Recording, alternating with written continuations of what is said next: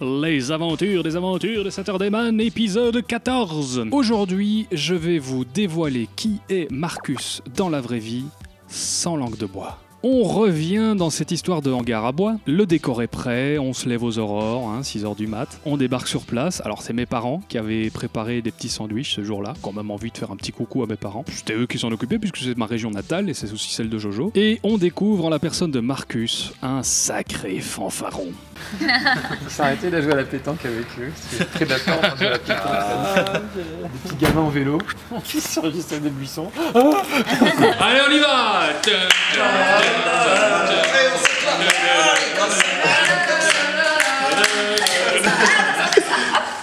Ok. Ça fait très photo de charme pour les magazines de motards. Mais pas plus, franchement.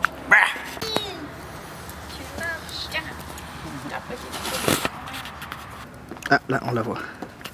Marcus, c'est le gars qui a plein d'histoires pour amuser la galerie. Il est tout le temps dans la joie, tout le temps dans la bonne humeur, tout le temps dans le positif, tout le temps dans le plus égale plus. Il y a des gens comme ça, ils arrivent systématiquement à trouver l'intérêt des autres dans leur intérêt. Je sais pas si je me fais bien comprendre. C'était une journée très compliquée à mettre en place, mais ce que je retiens par-dessus tout, c'est la petite discussion que j'ai eue avec Marcus. Lui, il m'explique qu'il nous voit travailler avec les caméras du Clara et tout ça, et il savait pas qu'il allait tomber là-dedans. C'est-à-dire qu'il se disait, mais si ça se trouve, je vais tomber dans le fond d'un garage et ça va être Kevin avec la caméra des parents. Kevin, ne le prends pas personnellement, t'as qu'à t'en prendre à tes parents, mon vieux. Et Marcus me dit, mais ton projet, mon gars, ça a vraiment sa place sur No Life. Alors moi, je lui explique que, mais non, je veux faire un clip, qu'on cherche un chanteur. À ce moment-là, on était sur la piste de Julien Doré. Moi, je veux bien me taper Julien Doré pour qu'il dise. Moi aussi, hein. Mais il faut faire ça pour la gloire. Tu veux bien taper Julien Doré? Même moi, c'est fou. Ouais, si ça peut aider, c'est pour la bonne cause.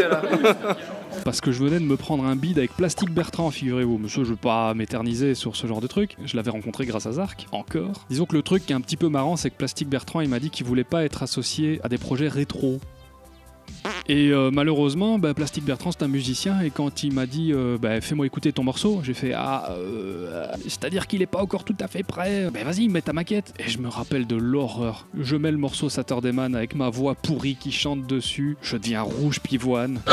J'avais mon beau petit dossier avec les photos de la séance shooting et tout. Et quand il a entendu le morceau de musique, bref, tant pis pour toi Plastique. Donc Marcus me dit, ça a vraiment sa place sur No Life, essaye de voir si tu peux pas faire un court-métrage avec ton clip. Du coup le faux épisode devient un vrai épisode. Et le faux générique devient un vrai générique. Mais qui êtes-vous?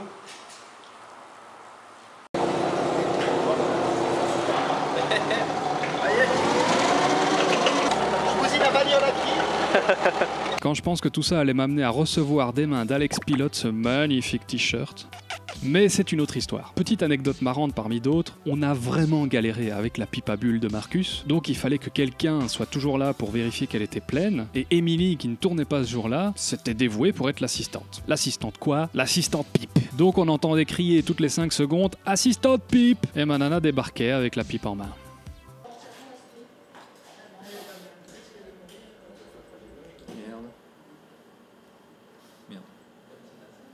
Merde, ça marche plus. Merde.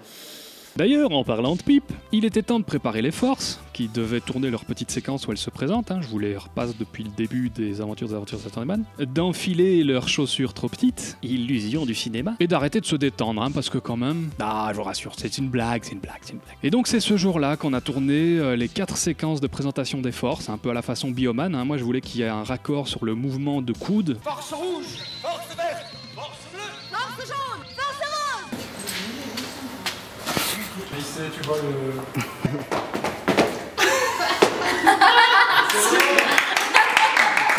Ah, la production Saturday Man découvre le gaffeur. Enfin. La caméra sur le côté, tu vois. Tu veux que je fasse quoi comme le truc tu tournes. Tu fais des trucs à... Ouais, voilà. Je suis force sexe. Très bon ça, très bon. Ouais. Oui. Putain, je suis une meuf et c'est moi qui a pris. Mais c'est ça quoi. C'est pas grave. On voit tout On voit tout On voit tout. Plus, avec son acolyte parano, il a enlevé une jeune fille innocente. C'est excellent, c'est excellent, c'est excellent, c'est magnifique, c'est magnifique. Tu es né comme un tracteur. Ok, boum. Parfait. Oh putain.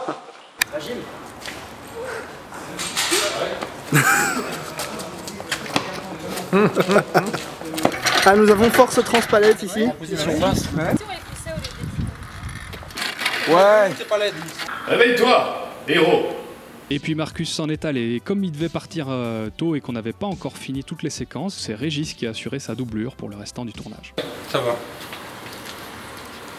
Je crois qu'après c'est là on doit juste filmer un écran. Comment ça se fait? Tu tournes toujours, hein. Oui, ça tourne toujours. Petit bonus, il y a des séquences que je tourne souvent, qu'on appelle les séquences de réaction, où grosso modo je dis à quelqu'un bah maintenant tu me fais un air surpris, un air horrifié, l'air content, tu ris, tu souffles, et tous ces petits bouts me servent à ponctuer les autres scènes, quand il y a un dialogue ou quand il y a des trucs comme ça. Et Marcus, j'avais l'idée de le faire intervenir tout le long du métrage, en train de réagir face à son écran de contrôle où il voyait le combat se dérouler sous forme de jeu vidéo. Et donc il devait être Marcus has never seen before. Ça tourne de temps en instant. C'est parti. Allez. Oh. No fuck my wife. No fucking my stuff.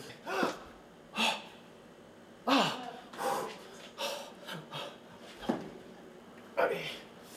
Oui, oui, oui, c'est bien. Parfait, le hood tout foncé. Oui, c'est bien. That's my boy. Good. Yes, yes, yes, yes. Give me 5. Yes. Bien. Oh, oh, bon sang. Non. Non. Non. Non. Mais, c'est excellent. mais lui, mais dans le derrière, enfin. Mais t'es con quoi. Mais, allez. Ok, je crois que c'est super. Il se passe des trucs. À la fin de cette journée, je me rappelle, je suis tombé dans les bras de mon cousin, je l'ai serré très fort, tellement ce qu'on avait vécu était hyper intense, parce que moi ça faisait... c'était un véritable marathon.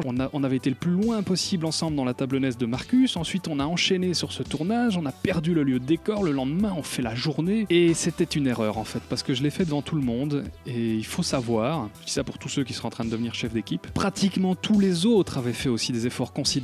Mais c'est avec Jojo que j'avais vécu les trucs les plus intenses. Eh bien, c'est pas des trucs à faire devant tout le monde. J'apprendrai plus tard que les autres se sont un petit peu sentis dévalués par le fait que je fasse une grosse accolade à Jojo et que je n'en fasse pas autant pour chacun. C'est normal, il faut jamais mettre quelqu'un en avant devant les autres parce que ça nivelle les autres. Surtout quand ils ont fait des efforts incroyables pour votre projet, qui est déjà pas très... Voilà, petit conseil. Je suis rentré dans un état de fatigue incroyable. Mais putain, les images de Marcus étaient dans la boîte alors que 24 heures avant, j'avais perdu mon lieu de tournage. Et il était temps de passer à la séquence la plus folle, la plus dingue, celle de l'affrontement entre le robot géant et la vilaine pyramide parano dans la ville miniature. Je pense que là, je n'avais aucune idée du tout de ma capacité à réaliser ce genre de scène ou pas. Alors on va analyser tout ça dans l'épisode 15.